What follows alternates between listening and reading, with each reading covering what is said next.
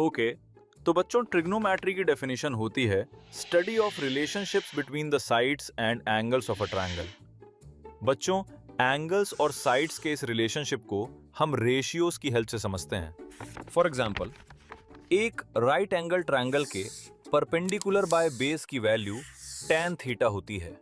इसी तरह sin theta is equals to perpendicular by hypotenuse होता है और cos theta is equals to base by hypotenuse होता है।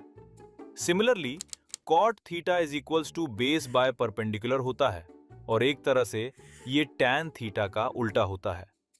इसी ही तरह cosec थीटा sin थीटा का उल्टा होता है और sec थीटा cos थीटा का उल्टा होता है। ओके, तो अब हम देखते हैं एक टेबल जिसमें हमें कुछ ट्रिग्नोमेट्री रेशियोज ऑलरेडी गिवन होते हैं, क्वेश्चन सॉल्व करते टाइम हमारा काम आसान करने के लिए। ओके, तो sin 0 की वैल्यू होती है 0, sin 30 की वैल्यू होती है 1/2, sin 45 की वैल्यू होती है 1/√2, sin 60 की वैल्यू होती है √3/2 और sin 90 की वैल्यू होती है 1।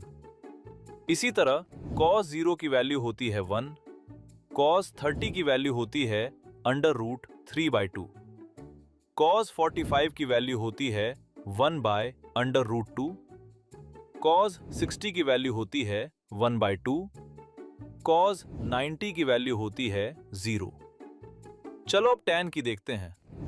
tan 0 की वैल्यू होती है 0, tan 30 की वैल्यू होती है 1/√3, tan 45 की वैल्यू होती है 1, tan 60 की वैल्यू होती है √3 और tan 90 की वैल्यू होती है नॉट डिफाइंड। अब हम देखते हैं कोसेकेंट की वैल्यूज। जैसे हमने ऊपर डिस्कस किया, ये साइन का उल्टा होता है।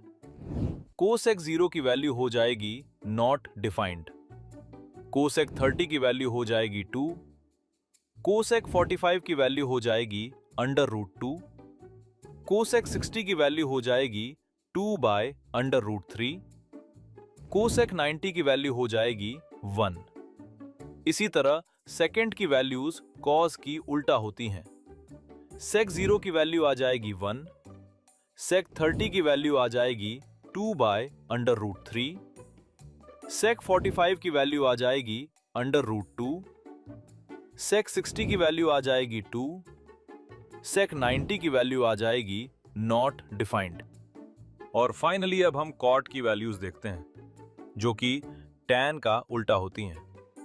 cot 0 की वैल्यू आ जाएगी नॉट डिफाइंड, cot 30 की वैल्यू आ जाएगी √3, cot 45 की वैल्यू आ जाएगी 1, cot 60 की वैल्यू आ जाएगी 1/√3, cot 90 की वैल्यू आ जाएगी मेजरमेंट्स के अकॉर्डिंग परपेंडिकुलर की लेंथ है 10 मीटर और ब्रिज की हाइपोटेन्यूज वाली साइड की लेंथ है 20 मीटर।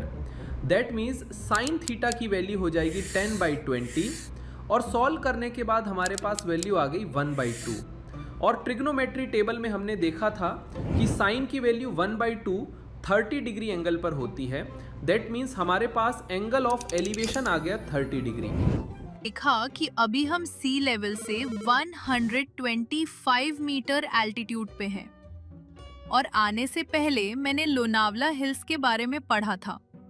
सी लेवल से इनकी एवरेज हाइट अराउंड 625 मीटर होती है। That means 625 minus 125 is equal to 500।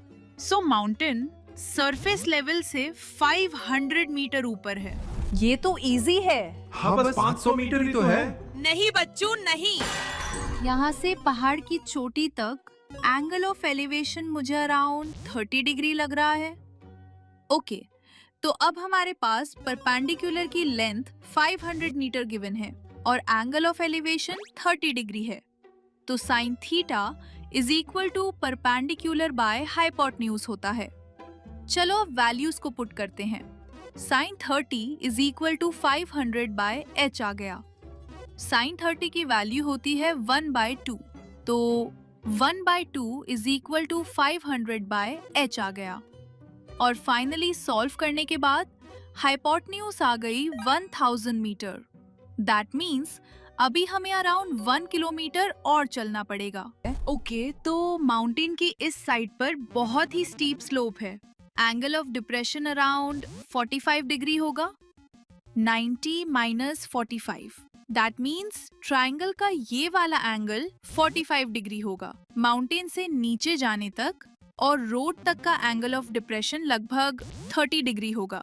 90 minus 30, that means triangle का ये वाला एंगल 60 डिग्री होगा।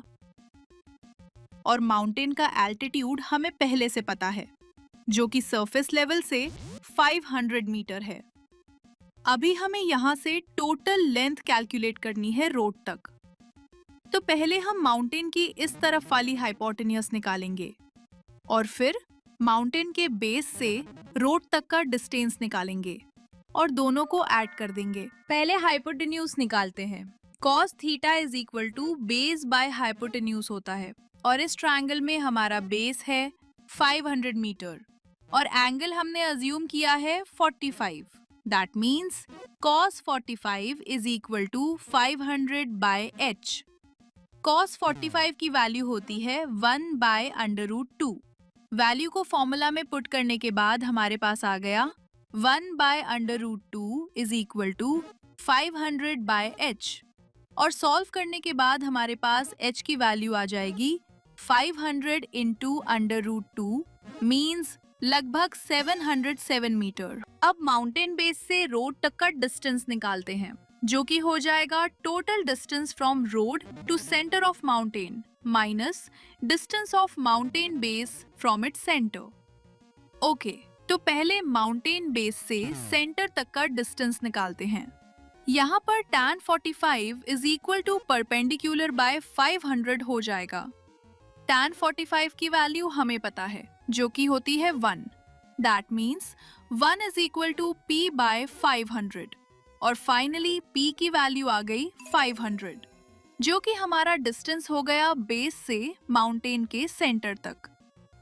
अब रोड से सेंटर तक का डिस्टेंस और निकालते हैं।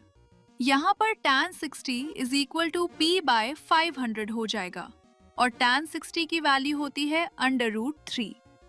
अब हमारे पास आ गया under root 3 is equal to p by 500 और फाइनली p की वैल्यू आ गई 500 इंटू अंडर रूट 3, जो कि लगभग 866 मीटर्स होगी। अब 866 metre minus 500 metre is equal to 366 metre. हमारा डिस्टेंस आ गया माउंटेन बेस से रोड तक का, और यहाँ से रोड तक का टोटल डिस्टेंस आ गया 707 मीटर प्लस 366 मीटर, जो कि हो जाएगा 1073 मीटर।